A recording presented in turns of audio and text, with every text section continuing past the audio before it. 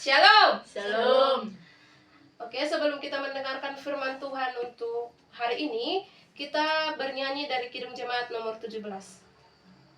Tuhan Allah hadir pada saat ini. 1, 2, 3 ya. Tuhan Allah hadir pada saat ini. Hai sembah sujud di sini. Diam dengan hormat tubuh serta jiwa. Tunduklah menghadap Dia. Marilah umatnya, hatimu serahkan dalam kerendahan. Kita berdoa. Sungguh kami bersyukur Tuhan buat setiap berkat dan kasih karunia Tuhan di dalam kehidupan kami, di mana atas berkat dan cinta kasih karunia Tuhan yang selalu memberkati kami. Saat sebentar kami Tuhan akan mendengarkan firman Tuhan, biarlah kiranya firman Tuhan bisa kami dengarkan, dan kami tidak hanya sebagai pendengar, tetapi kami bisa sebagai pelaku firman Tuhan. Hanya di dalam nama Tuhan Yesus kami telah berdoa serta mengucap syukur. Amin. Oke, firman Tuhan yang akan kita dengarkan pada hari ini tertulis dalam kitab 2 Korintus 12 ayat 9. 2 Korintus 12 ayat 9. Yang sudah mendapat katakan amin. Amin. Saya akan membacakan untuk kita semua. 2 Korintus 12 ayat 9. Tetapi jawab Tuhan kepadaku, cukuplah kasih karuniaku bagimu, sebab justru dalam kelemahanlah kuasaku menjadi sempurna.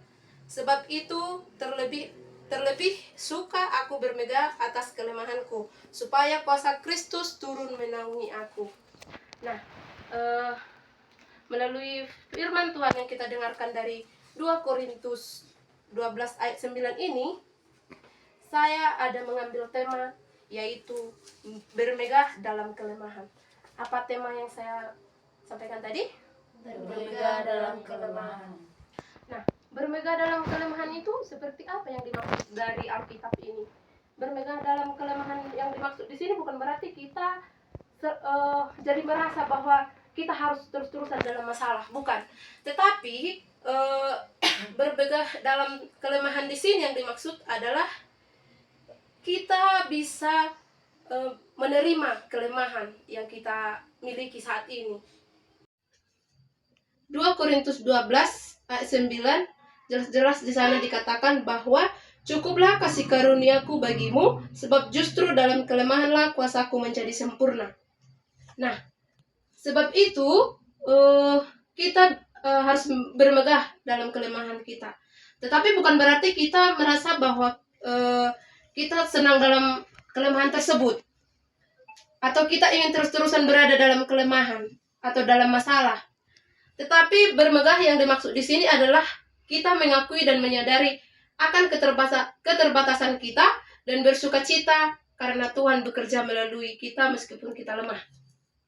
Nah, saudara-saudari, mungkin kita sudah sering sekali mendengar kisah Paulus, yang dimana Paulus mengalami duri dalam daging, yang dimana hal tersebut membuat Paulus menjadi menderita. Paulus memohon kepada Tuhan agar duri yang ada dalam tubuhnya dihilangkan. Tetapi apa yang dikatakan Tuhan kepada Paulus? Yang dikatakan Tuhan kepada Paulus adalah yang tertulis di 2 Korintus 12 tadi. Tetapi jawab Tuhan kepadaku, cukuplah kasih karuniaku bagimu, sebab justru dalam kelemahanlah kuasaku menjadi sempurna. Itu yang dikatakan oleh Tuhan kepada Paulus ketika Paulus meminta duri yang ada dalam tubuhnya dilepaskan. Dengan mendengar jawaban Tuhan yang dikatakan tadi bahwa kasih karunia-Nya cukup, maka Paulus kemudian memilih untuk bermegah dalam sebuah kelemahan. Karena dengan bermegah dalam kelemahan, kuasa Kristus akan turun menaungi Paulus. Paulus pun menyadari bahwa dalam kelemahan ia akan lebih bergantung kepada Tuhan dan kekuatan Tuhan. Nah, saudara-saudari, melalui tema pada hari ini, kita akan belajar dari 3 poin. Di sini saya mengambil 3 poin dari tema bermegah dalam kelemahan. Yang pertama adalah kita bisa yang pertama menerima kelemahan kita. Salah satu bisa membaca di Filipi 4 ayat 13. Filipi 4 ayat 13.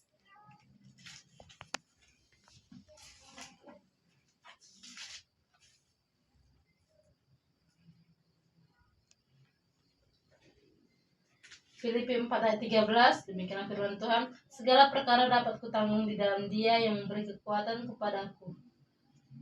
Ya, di sana jelas-jelas dikatakan bahwasanya segala perkara dapat kutanggung di dalam Dia yang memberi kekuatan kepadaku.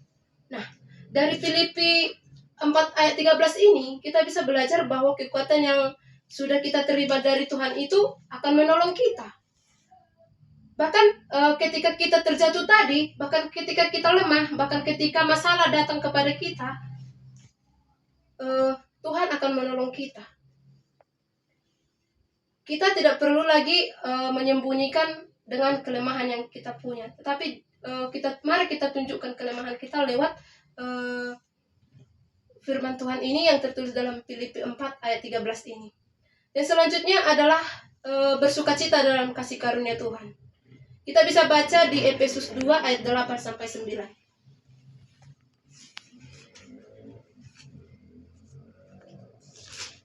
Efesus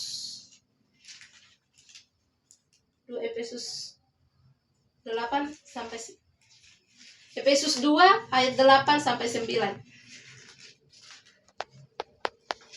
Saya akan membacakan untuk kita. Sebab karena kasih karunia kamu diselamatkan oleh iman. Itu bukan hasil usahamu, tetapi pemberian Allah. Itu bukan hasil pekerjaanmu. Jangan ada orang yang memegahkan diri.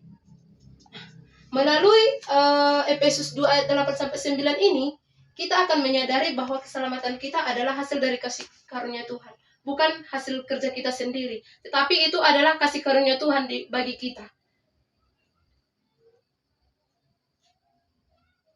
Di sini dalam Efesus 2 ayat 8 sampai 9 ini, kita harus bisa bersukacita bahwa keselamatan kita itu ada dalam kasih karunia Tuhan. Bagaimanapun kita menghadapi sebuah masalah apapun yang kita hadapi itu tidak selesai ketika kita mengandalkan kekuatan kita sendiri. Tetapi apapun masalahnya yang kita hadapi, ketika kita mengandalkan Tuhan, semuanya akan selesai, semuanya akan terasa ringan. Maka dari itu teman-teman, ketika teman-teman merasa bahwa hidup teman-teman begitu berat, mari datang kepada Tuhan. Serahkan diri kepada Tuhan. Jangan kita mengandalkan kekuatan kita sendiri. Dan poin yang terakhir yang bisa kita ambil adalah bergantung kepada Tuhan. Kita bisa buka di Amsal 3 ayat 5 sampai 6. Amsal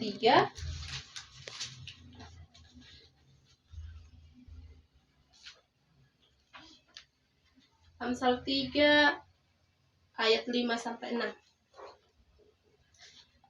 Di sana dikatakan bahwa di ayat 5, percayalah kepada Tuhan dengan segenap hatimu dan janganlah bersandar kepada pengertianmu sendiri. Berbicara tentang pentingnya mempercayai Tuhan dan bersandar kepada Tuhan dan segala hal, ayat ini mengajarkan bahwa kita tidak boleh mengandalkan kemampuan dan pengertian kita sendiri, tetapi kita harus selalu mengandalkan Tuhan dalam kehidupan kita. Jelas-jelas dikatakan di ayat 5 tadi bahwa kita harus mempercayai Tuhan dengan segenap hati. Bukan berarti kita harus menyerahkan seluruh hidup kita sepenuhnya kepada Tuhan. Dan di ayat 6 dikatakan, akuilah Dia dalam segala lakumu, maka Ia akan meluruskan jalanmu. Nah, di ayat 6 ini dikatakan bahwa akuilah Dia dalam segala lakumu. Hal ini menekankan bahwa pentingnya kita mengakui Tuhan dalam segala hal. Apapun yang kita lakukan, apapun yang kita kerjakan, itu adalah atas seizin Tuhan. Bukan itu dari pikiran kita sendiri. Tapi itu semua atas seizin Tuhan dalam kehidupan kita. Nah, di ayat 6 juga dikatakan bahwa Ia akan meluruskan jalanmu. kata ia meluruskan jalanmu ini, bahwa Tuhan sudah menjanjikan bahwa kita bahwa jika kita sudah mempercayai Tuhan dan mengakui Dia dalam segala laku kita, maka Ia akan meluruskan jalan kita. Ini akan menuntun kita ke jalan yang benar dan membantu kita mengatasi segala rintangan yang ada dalam hidup kita. Nah, jadi teman-teman, saudara-saudari, melalui renungan ini kita diajak untuk tidak takut menghadapi setiap kelemahan dan setiap masalah yang akan kita hadapi.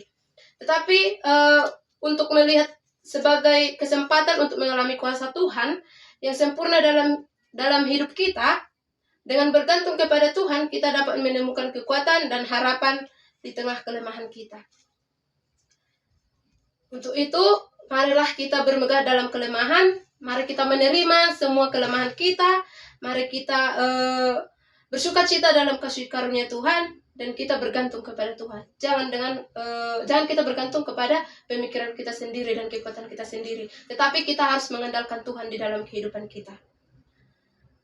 Demikian firman Tuhan yang bisa saya sampaikan hari ini. Kita berdoa.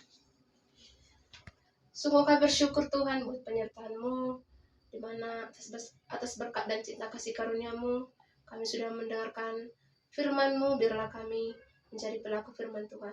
Benar Tuhan, kami sering merasa lemah, bahkan kami merasa Tuhan itu tidak adil ketika kami menghadapi masalah. Tetapi setelah kami mendengarkan firman Tuhan, biarlah kiranya kami bisa bermegah dalam setiap kelemahan kami. Hanya dalam nama Tuhan Yesus kami telah berdoa serta mengucap syukur. Amin. Oke, shalom. Shalom.